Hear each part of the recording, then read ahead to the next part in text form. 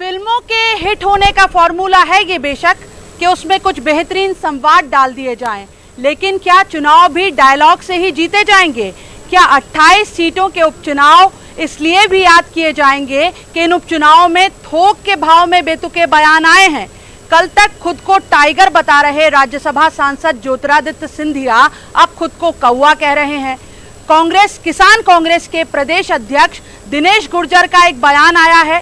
CM Shivraj के लिए आपत्तिजनक टिप्पणी की उन्होंने, और एक अनोखी मांग कांग्रेस विधायक कुणाल चौधरी की, और ये मांग है बीजेपी उम्मीदवार पोहरी से बीजेपी उम्मीदवार सुरेश राठखेड़ा के लिए। चुनाव आयोग से उन्होंने मांग की है और मांग ये है कि उनका नार्को टेस्ट कराया जाए। तो अगर सियासी दल ये समझ रहे हैं और ये सारे बयान, ये सारे सियासी तमाशे सिर्फ इसलिए हैं कि वोटर का मनोरंजन हो रहा है कि नहीं, तो साहब भरपूर मनोरंजन हो रहा है। लेकिन अगर मुद्दे की बात पर आएंगे तो सवाल ये उठेगा कि क्या ऐसे बेतुके बयानों से जीते जाएंगे चुनाव? आज इसी पर करेंगे चर्चा। पहले आप सिलसिलेवार बयान सुनिए, मजा लीजिए बयानों का, फिर चर्चा को आगे बढ़ाते हैं। कि सुरेश धाकड़ गद्दार है,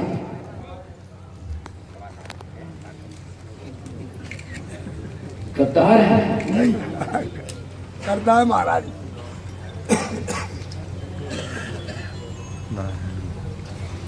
हम लोग जब बच्चे होते थे तो हमारे काका काकी मौसा मौसी सिखाते थे दो चीजें। पहली चीज झूठ बोले,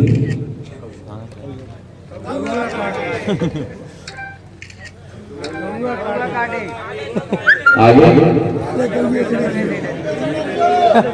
काले कौवे से डरियो, काला कौवा ज्योतिरादित्य सिंधिया है।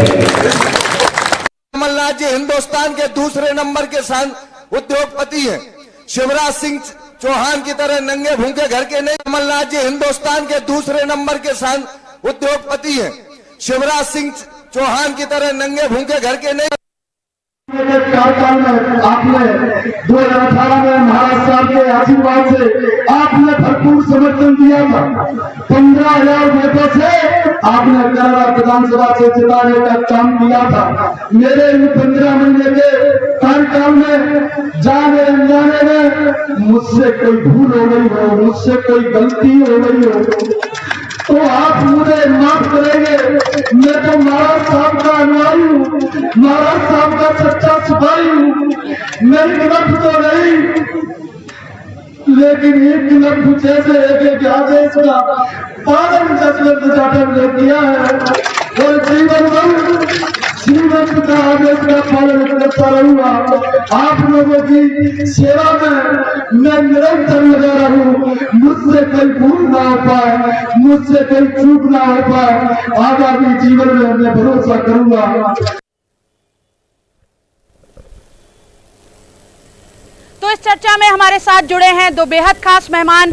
कांग्रेस प्रवक्ता अजीत सिंह भदौरिया हमारे साथ जुड़े हुए हैं ग्वालियर से, और भोपाल से हमारे साथ जुड़े हैं बीजेपी प्रवक्ता राकेश शर्मा, और साथ में जुड़े हैं मेरे सहयोगी शरद श्रीवास्तव। सबसे पहले शरद, आपका ही रुख करेंगे और आपसे जानना चाहेंगे, लंबा समय हो गया आपको पॉलिटिकल रिपोर्टिंग का, कई सारे चुनाव भी इस दौरान कवर किए होंगे।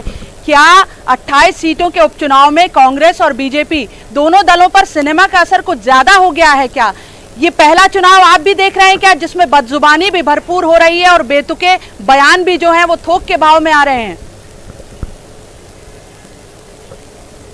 बिल्कुल आपने सही कहा है। हालांकि जब भी चुनाव होते हैं तो इस तरीके के बयान सामने आते हैं, लेकिन ये जो उपचुनाव है वो दरअसल किसी आम चुनाव से भी ज़्यादा अहमियत रखता है, और यही वजह है कि तमाम तरीके के बयान दोनों तरफ से सामने आ रहे हैं, जिसमें जो शब्दों की मर्यादा है वो भी कहीं ना कहीं गिरती हुई नज़र आ रही है। देखिए, जब भी कोई नेता बयान देता है तो उसके पीछे के दो मकसद हो सकते हैं। एक तो ये कि हो सकता है कि गलती से उसके मुंह से कोई शब्द निकल गया हो, और इस वजह से, जिसको स्लिप ऑफ टंग भी अपन कह सकते हैं, तो कई बार ऐसा हो जाता है। लेकिन कई बार ऐसी चीज़ें सामने आती हैं जिसमें जानबूझकर मजे हुए राजनीति के खिलाड़ी शब्दों का इस्तेमाल करते हैं और इस तरीके की भाषा को बोल जाते हैं मंच से, जिसे शायद सार्वजनिक मंच से बोलना ठीक नहीं रहता।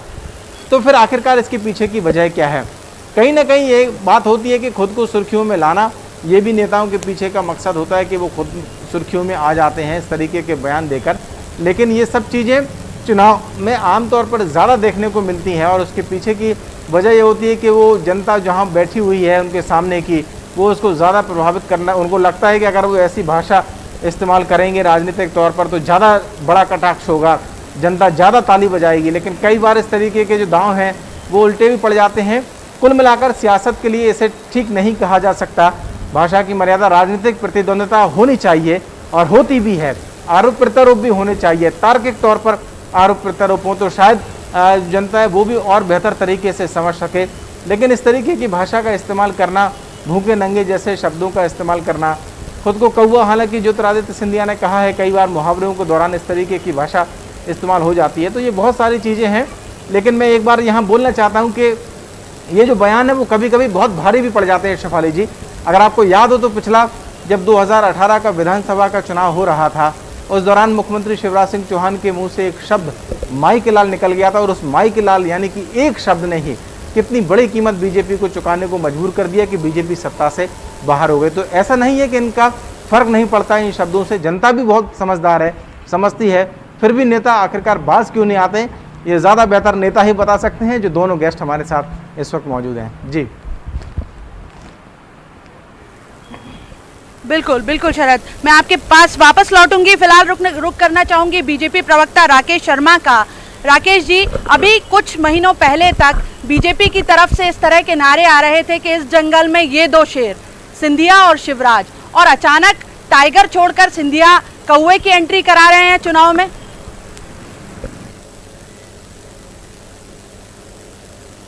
देखिए शेफाली जी, आपने इस बात को स्वीकार किया और आपके रिपोर्टर ने कि कहीं ना कहीं जब बोलचाल की भाषा में मुहावरों का प्रयोग किया जाता है तो वो शब्दों में ऐसा उपयोग किया जाता है।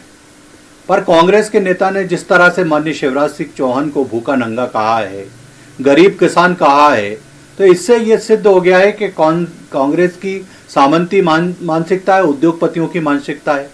आप बताइए कि मध्य प्रदेश का एक गरीब किसान का बेटा अगर आज मध्य प्रदेश का मुख्यमंत्री है तो कांग्रेस पार्टी को ये शुरू से नहीं पच रहा। कहीं ना कहीं किसानों की चिंता करने वाली भारतीय जनता पार्टी और शिवराज सिंह चौहान जो लगातार गरीबों की चिंता कर रहे हैं, कांग्रेस के नेता उनका लगातार मोकल उड़ा रहे हैं। समस्या यह है शेफाली जी कि कांग्रेस ने 15 माह में कोई काम नहीं किए। आपने देखा एक कांग्रेस की कल एक बड़ी बैठक हुई थी, उसमें कई नेताओं ने एक साथ कहा कि हमने 15 माह में कोई काम नहीं किए, इसलिए अब जनता के बीच क्या लेके जाएं। तो ये जो बौखलाहट है, जनता जो साथ नहीं दे रही है, जनता जो हिसाब मांग रही है 15 माह का, तो इस तरह की बिल्ड सिर पैर की बातें करके कांग्रेस के नेता सुर्खियां बटोरना चाहते हैं। पर मेरा स्पष्ट रूप से कहना है कि एक गरीब का अपमान करना ये परंपरा कांग्रेस की शुरू से रही है, क्योंकि 70 साल से हम सुनते आ रहे हैं कि कांग्रेस बार बार कहती है कि हम गरीबी हटाएंगे, गरीबी, पर किस तरह से गरीब का अपमान करती है कांग्रेस पार्टी, ये दिनेश गुर्जर के बयान से सिद्ध हो गया है। कहीं ना कहीं दिनेश गुर्जर के बयान का समर्थन पूरी कांग्रेस पार्टी कर रही है, क्योंकि अभी तक दिनेश गुर्जर से यह नहीं पूछा गया कि आपने मध्य प्रदेश के मुख्यमंत्री और गरीब का जो अपमान किया है वो ऐसा करने की आपने हिम्मत क्यों जुटाई है। मुझे दुख इस बात का होता है कि माना कि कांग्रेस में उद्योगपति कमलनाथ हैं, पर क्या गरीब के लोगों को या गरीब किसान के बेटे को मध्य प्रदेश में राजनीति करने का अधिकार नहीं है क्या? माना कि मध्य प्रदेश में 15 माह तक कांग्रेस पार्टी ने इस मध्य प्रदेश को निचोड़ा, मध्य प्रदेश को लूटा। कांग्रेस के नेता बार बार कहते हैं कमलनाथ की चक्की बारीक पीसती है। किस तरह से मध्य प्रदेश के गरीबों को, बहन बेटियों को, युवाओं को कमलनाथ की चक्की ने पीसा है, उसी का परिणाम है कि उनकी बद्दुआ के कारण कांग्रेस पार्टी या सरकार से बाहर है। और कहीं ना कहीं कांग्रेस के नेताओं की बौखलाहट है कि जो माननीय मुख्यमंत्री शिवराज सिंह चौहान के बारे में अनगढ़ बयानबाजी कर रहे हैं। बिल्कुल राकेश जी, अजीत सिंह भदौरिया कांग्रेस प्रवक्ता हमारे साथ जुड़े हुए हैं, उनका रुख कर लेते हैं। अजीत जी, किसान कांग्रेस के प्रदेश अध्यक्ष दिनेश गुर्जर की स्लिप ऑफ टंग है या मकसद के साथ उन्होंने ये बयान दिया कि कांटे उछाले जाएं, लेकिन बीजेपी ने तो उसका पूरा माहौल ही बदल दिया, फूलों की तरह उसको मंजूर किया। वैसे भी शिवराज सिंह चौहान की ब्रांडिंग बीजेपी में गरीबों के मसीहा की तौर पर होती है। कहीं लग रहा है कि आपका दांव उल्टा पड़ गया? देखिए शेफाली जी, भारतीय जनता पार्टी सदैव से जो मुद्दों पे चुनाव होना चाहिए, विकास के, युवाओं के, बेरोजगारी के, किसानों को, उन मुद्दों से हमेशा से सदैव से चुनाव को भटका के अन्य मुद्दों की ओर चुनाव को ले जाती है, चाहे वो इमोशनल हो, चाहे जातिगत संघर्ष हो, चाहे धार्मिक संघर्ष हो, कैसा भी बेमनस्ता फैला के उनको अपना उल्लू सीधा करने का भारतीय जनता पार्टी का सदैव से उद्देश्य रहता है। जहां तक बात सामाजिक जीवन में अपने चरित्र को, यदि कोई व्यक्ति राजनीतिक और सामाजिक जीवन में है तो उसको निश्चित रूप से अपने वातावरण को ऐसा रखना चाहिए, बातचीत को, बोलने के अंदाज को, कि इसको लोग सुने और उसको आत्मसात करें, ना कि उससे घृणा करें। परंतु जहां तक आप दिनेश गुर्जर जी की बात कर रही हैं, दिनेश गुर्जर जी का आप अगर पूरा भाषण सुनेंगी, पूरा उद्बोधन सुनेंगी, तो उसमें उनका आशय एकमात्र ये है कि कमलनाथ जी इतने बड़े उद्योगपति होके भी गरीबों के हित की बात करते हैं, गरीबों के हित के लिए सोचते हैं, चाहे वो 51,000 रुपए कन्यादान विवाह योजना में हो या 100 रुपए 100 यूनिट बिजली का। परंतु दूसरी तरफ आप देखिए, शिवराज सिंह जी एक ऐसे परिवार से आए और उसके बाद आके उन्होंने भ्रष्टाचार को चरम पे ले गए। ये उनका अभिप्राय है पूरे के पूरे, अगर आप उनके उद्बोधन को देखेंगे। परंतु मेरा फिर भी उसके बाद कहना है कि अपनी भाषा शैली और शब्दों का चयन बड़ा ही संयमित रखना चाहिए, किसी भी दल का कोई भी राजनीतिक व्यक्ति हो। और जहां तक आप अभी बता रहे थे चर्चा के दौरान, हम देख रहे थे कि ज्योतिरादित्य सिंधिया जी शुरू में लॉन्च हुए भारतीय जनता पार्टी में, तो टाइगर बन के लॉन्च हुए, अब आके खुद ही बेचारे इतने हताश हो चुके हैं कि उन्होंने अपने आप को कौए की श्रेणी में लाके रख दिया। परंतु भारतीय जनता पार्टी गाय बगाए उनको विभीषण से चालू किया। भारतीय जनता पार्टी ने ज्योतिरादित्य सिंधिया जी को उपाधि देने में अब सांड पे लाके भारतीय जनता पार्टी ने उनका नामकरण सांड के रूप में कर दिया। तो ये सब चीजें लगातार होती चली आ रही हैं। क्यों? क्योंकि उन्हें अपने 15 वर्ष का विकास या 15 वर्ष में क्या काम किए उन पे चर्चा ना कराना पड़े। और जहां तक कांग्रेस की बात है, कांग्रेस तो शेफाली जी इन उपचुनाव में उतरने से पहले ही कांग्रेस ने स्पष्ट कर दिया था कि हम 15 वर्ष वर्सेस 15 माह कमलनाथ जी के और गद्दार वर्सेस वफादार, इन दो मुद्दों पे चुनाव लड़ेंगे। और ये दो मुद्दों पे ही पूरी की पूरी उपचुनाव 28 विधानसभा क्षेत्र के मतदाता कांग्रेस के साथ कंधे से कंधा मिला के भारतीय जनता पार्टी को राकेश शर्मा जी बीजेपी प्रवक्ता हमारे साथ जुड़े हैं। राकेश जी, आज करैरा से तस्वीरें आई हैं, जसवंत जाटव आपके उम्मीदवार हैं वहां पर। करैरा में बड़ा मुद्दा है उद्योग धंधे का, बेरोजगारी का, लेकिन वोटर के सामने जब आपके उम्मीदवार पहुंचे तो वो दंडवत हो गए, माफी मांगने लगे, कहने लगे मुझसे कोई गलती हो तो माफ कर दीजिए। वोटर ये इंतजार कर रहा था कि वो कोई घोषणा करते, उद्योग धंधों को लेकर कोई बात करते। तो जो मुद्दे हैं उन पर तो बात हो ही नहीं रही, बाकी सारे सियासी तमाशे हो रहे हैं। देखिए शेफाली जी, कहीं ना कहीं जनता के बीच में उसका जो जनप्रतिनिधि रहता है उसको जनता के सामने नतमस्तक रहना चाहिए। जनता को कुचलने वाले कांग्रेस के नेता अगर जनता के सामने नतमस्तक होते शिवराज सिंह चौहान का मोखल उड़ाते हैं तो इससे यह सिद्ध होता है कि इनकी मानसिकता क्या है। दूसरी बात शेफाली जी, हमको बड़ी अच्छी तरह याद है कि मध्य प्रदेश में जब विधानसभा के चुनाव 18 में हो रहे थे तो कमलनाथ जी ने कहा था कि जिस दिन मैं मुख्यमंत्री बनूंगा 1 महीने के अंदर पूरे मध्य प्रदेश में फैक्ट्रियों का जाल बिछा दूंगा, हर युवा को बेरोजगारी भत्ते के 4,000 रुपए दे दूंगा, हर युवा को ढोल चराने की और बैंड बाजा बजाने की नौकरी दे दूंगा। तो कांग्रेस के नेताओं को यह बताना चाहिए ना कि आप कह रहे हैं कि कमलनाथ बहुत बड़े उद्योगपति हैं, उनके बड़े बड़े उद्योगपतियों से संबंध है, तो 15 माह में एक फैक्ट्री क्यों नहीं मध्य प्रदेश में लगी, क्यों नहीं एक युवा को नौकरी मिली? आज कांग्रेस के नेताओं से यही प्रश्न तो किया जा रहा है जिसका जवाब कांग्रेस के नेता नहीं दे पा रहे हैं। आप देखिए, जीतू पटवारी जी ने कल एक महिला से पूछ लिया कि हमारे सरकार कैसी थी, तो उन्होंने कहा कि आपकी सरकार में कमियां ही कमियां थी, एक भी अच्छाई नहीं थी। वो सभी चैनलों पे चल रहा है किस तरह से जीतू पटवारी के मुंह पर उस महिला ने कहा। खंडवा गए थे जीतू पटवारी। राकेश जी, अजीत जी कुछ कहना चाह रहे हैं। शेफाली जी, जो करैरा में प्रत्याशी हैं भारतीय जनता पार्टी में, आयातित प्रत्याशी हैं, वो जो लोट लगा रहे हैं उनसे ये पूछा जाए कि 15 माह में आपने कितनी गाड़ियां आपके परिवार के लोगों ने खरीद ली, कितना अवैध रेत उत्खनन में आपकी तरफ ध्यान गया, ये इसकी तरफ कितने करोड़ में आप बिक के आए पार्टी बदल के, इसकी तरफ तो आपका ध्यान था। परंतु करैरा के विकास के जनमानस के लिए आपने ध्यान दिया? हम करेरा के आम जनमानस ने जयवर्धन सिंह जी के सामने उनके करेरा दौरे के दौरान रिंग रोड की मांग रखी। जयवर्धन सिंह जी ने 48 घंटे के अंदर उस रिंग रोड के स्वीकृति के आदेश भोपाल से जारी करवा दिए। तो आप जनप्रतिनिधि हैं, आप अपनी मांग तो रखिए विधानसभा के सामने। और जहां तक मेरे मित्र भारतीय जनता पार्टी के 15 माह का रोना रो रहे हैं, तो भाई मेरे, आप लोग लगातार 15 साल से मुख्यमंत्री हो और लगातार आपके शिवराज सिंह जी मुख्यमंत्री हैं, जिन्हें आपने चौथी बार फिर से बना दिया।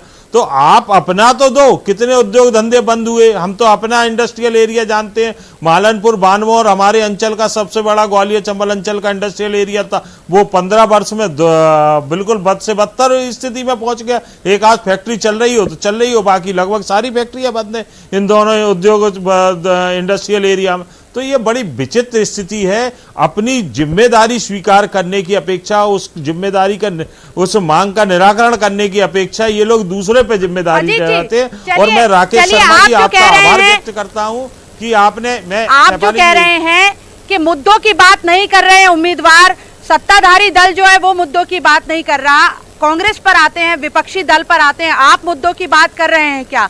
आज एक अजीबोगरीब बयान कांग्रेस विधायक का ये आया है। चुनाव आयोग से वो ये मांग कर रहे हैं कि पोहरी से जो विधायक हैं सुरेश उम्मीदवार हैं, माफ कीजिए, पोहरी से जो उम्मीदवार हैं सुरेश राठखेड़ा, उनका नार्को टेस्ट कराया जाए। ये कहां जा रहा है चुनाव? बिल्कुल शेफाली जी, एक का क्यों, पूरे के पूरे 22-25 लोगों का कराना चाहिए जो लोगों ने पार्टी बदली है। कम से कम वस्तु स्थिति तो इस मध्य प्रदेश के आम जनमानस के सामने, इस देश के लोगों के सामने आए कि ये इतने बहुतायत में दल बदल किस स्थिति में हुआ, क्या डील हुई है। भारतीय जनता पार्टी के वरिष्ठतम नेता कहते हुए दिखे गए थे, टिकटों के संदर्भ में जब बात होती है तो उन्होंने कहा कि सिंधिया जी से जो हमारी डील हुई है, उस डील के अंतर्गत उनको टिकट, उनके लोगों को टिकट दिया जाएगा। तो भैया क्या डील हुई है आपकी? क्या ऐसी मजबूरी थी भारतीय जनता पार्टी की जो 14 लोग बिना विधायक के भी आपने मंत्री बना के रख छोड़ा है उन लोगों को? ऐसी क्या मजबूरी थी? अगर नीति न्याय सिद्धांत के आधार पर आते तो मंत्री बनाने की क्या जरूरत थी? उनमें से कई लोगों का, आपका जो सर्वे रिपोर्ट आ रही है मीडिया के माध्यम से पता चला, वो सर्वे रिपोर्टें नेगेटिव है। तो एक कांग्रेस विधायक ने कहा था कि सुरेश राठखेड़ा का नार्को टेस्ट कराया जाए, और उसका संदर्भ भी ये था कि अभी पिछले दिनों उन्होंने एक सभा में ये बयान दे दिया कि हाँ बिकाऊ में, हालांकि उन्होंने ये जनता के संदर्भ में कहा, सिंधिया जी के संदर्भ में कहा, लेकिन जिन उम्मीदवारों पर कांग्रेस बिकाऊ का टैग लगा रही है, अगर वो खुद ये मंजूर करके कहेंगे कि हाँ बिका हुआ हूं, तो बात यहां तक जाएगी। और अब आपके सामने कांग्रेस प्रवक्ता ये कह रहे हैं कि जितने दल बदल करके गए हैं उन सबका नार्को टेस्ट होना चाहिए। पारुल साहू का नार्को टेस्ट कांग्रेस पार्टी कब करेगी मुझे बता दें। आज ही पूछ ले इनसे, प्रवक्ता से, कि पारुल साहू का नार्को टेस्ट कब होगा। और बहुजन समाज पार्टी के 4 उम्मीदवारों को जो कांग्रेस में शामिल करके टिकट दिया, उनका नार्को टेस्ट कब होगा। भारतीय जनता पार्टी के 3 और लोगों को आपने पार्टी में शामिल करके, अग्रवाल साहब हो चाहे और भी हो, जिन 3 लोगों को शामिल करके कांग्रेस में टिकट दिया, उनका नार्को टेस्ट कब होगा। कांग्रेस बेशरम हो गई है।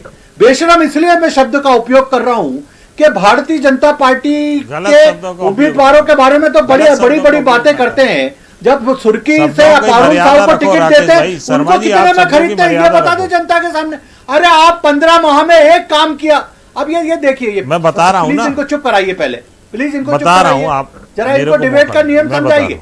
मैं इनकी बातें बड़ी शांति से सुनता हूँ, ये बौखलाए नहीं, प्लीज इनसे कहिए, प्लीज बौखलाए नहीं। शब्दों का चयन सही करिए। राकेश जी को बात पूरी कर लेने दीजिए, आपके पास आते हैं। अजीत जी आपके पास आ रहे हैं, राकेश जी को बात पूरी कर लेने दीजिए। 15 माह में जब उमंग सिंगार ने कहा था कि दिग्विजय सिंह शराब माफिया है, रेत माफिया है, या तो दिग्विजय सिंह जी का नार्को टेस्ट करा लेते या उमंग सिंगार का करा लेते। गोविंद सिंह जी का नार्को टेस्ट क्यों नहीं कराया मंत्री का, जब वो कहते थे 51 लाख में हमारी सरकार में थाने भी कराए। इनकी सरकार कितनी बड़ी चोर थी, इसके सर्टिफिकेट इनके मंत्री देते थे, और ये बेशर्मी जैसी बात कर रहे हैं। ये हमसे कह रहे हैं ना 6 महीने में ये मेधावी छात्रों को लैपटॉप क्यों नहीं दे पाए। कहते थे हमारे पास पैसा नहीं है, और हमारी सरकार आती कहां से पैसा आ गया। हमने मेधावी छात्रों को लैपटॉप दिया, उनका सम्मान किया, उनको 21 हजार रुपए दिए। ये एक भी युवा को 4,000 रुपए बेरोजगारी भत्ता क्यों नहीं दे पाए। बड़ी चिंता हो रही है ना युवा की। और 15 माह में कौन सी फैक्ट्री मध्य प्रदेश में लगा दी इनने। मध्य प्रदेश में ट्रांसफर उद्योग चल रहा था 15 माह में। मध्य प्रदेश में रेत का खेल चल रहा था, मध्य प्रदेश में अवैध उत्खनन चल रहा था, मध्य प्रदेश में शराब का खेल चल रहा था। एक दुकान, उसकी उप दुकान शराब की, उसकी तीसरी उप दुकान, ये तो मजाक बना रखा था मध्य प्रदेश में। इनके मंत्री पूछते थे कि थाने इतने में बिक रहे हैं, आप खरीदोगे क्या? इनके नेता कहते थे रेत के ठेके इतने में बिक रहे हैं, 1-1 करोड़ में आप खरीदोगे क्या? इनके विधायक इनकी सरकार को सर्टिफिकेट देते थे और ये बेशरमों जैसे हमसे हिसाब मांगते। अरे अपने उमंग सिंगार को हिसाब दे देते, आप अपने लक्ष्मण सिंह को अपना हिसाब दे देते, आप अपने गोविंद सिंह को अपना हिसाब दे देते, आप अपने कुणाल चौधरी जी को अपना हिसाब दे देते, आप अपने जाटव साहब को अपना हिसाब दे देते। किस किस को हिसाब दोगे? मेरा ये कहना है कि 15 माह का एक काम बता दे कि हमारी सरकार ने बहुत देर से कुछ कहना चाह रहे हैं। अजीत जी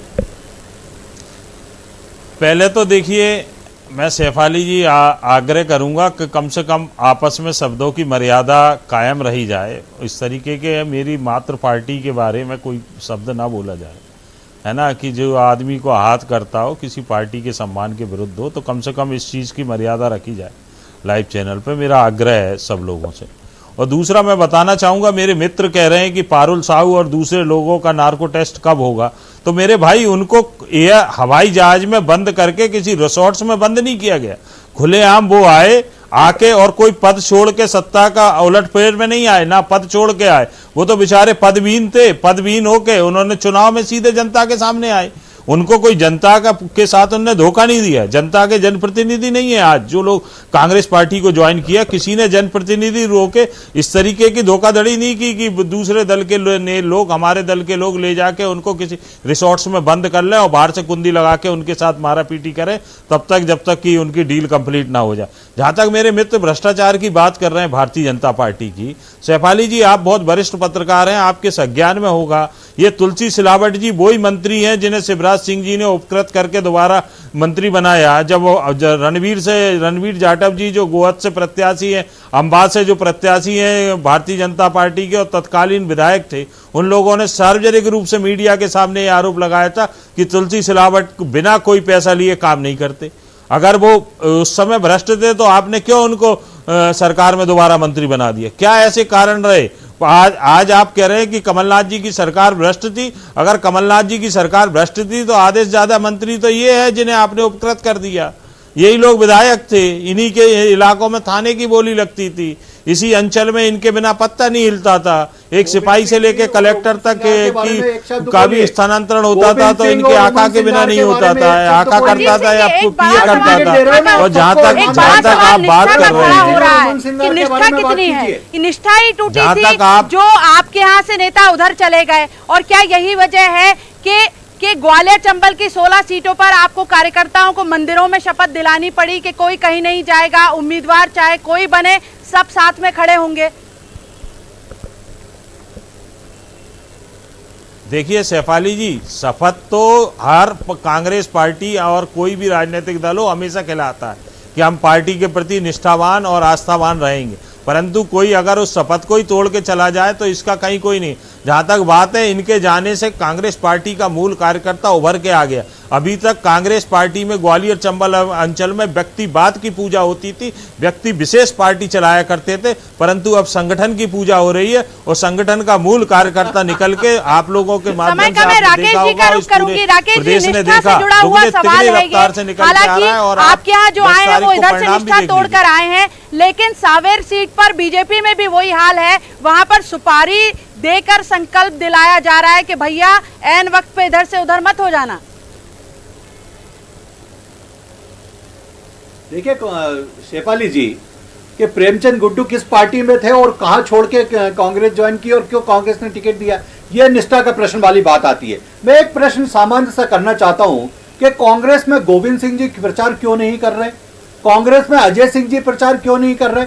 ये कांग्रेस के बड़े नेता हैं, स्टार प्रचारक हैं, तो ये एक दिन कहीं नजर क्यों नहीं आ रहे? पूरी कांग्रेस पार्टी मुंह दिखाने की स्थिति में नहीं है क्योंकि जनता पूछती है और जनता जवाब दे रही है। जीतू पटवारी को मुंह पे जनता ने जवाब दिया है, ऐसे ही खंडवा में धक्के मार के जीतू पटवारी को भगाया है। तो ये तो कांग्रेस के नेताओं की स्थिति हो गई है। कांग्रेस के नेता सिर्फ अब व्हाट्सएप पे, फेसबुक पे नजर आ रहे हैं या टीवी चैनलों पे आके बड़ी बड़ी बातें कर रहे हैं। जनता तो सवाल पूछ रही नहीं कि हमारे लिए क्या किया। युवा पूछता है, महिलाएं पूछती है, दलित बहुत शुक्रिया राकेश शर्मा जी आपका, अजीत सिंह भदौरिया जी आपका, आप दोनों मेहमानों का बहुत बहुत शुक्रिया इस चर्चा में शामिल होने के लिए। लेकिन हम मूल बात पर आते हैं, वो बात है वोटर की, वो बात है मुद्दों की। ऐसे ही बयान चलते रहे, बयानों के स्तर गिरते रहे तो मुद्दों की बात कब होगी? लेकिन न्यूज़ 18 उठाता रहेगा मुद्दे की बात। आप देखते रहिए न्यूज़ 18 मध्य प्रदेश छत्तीसगढ़।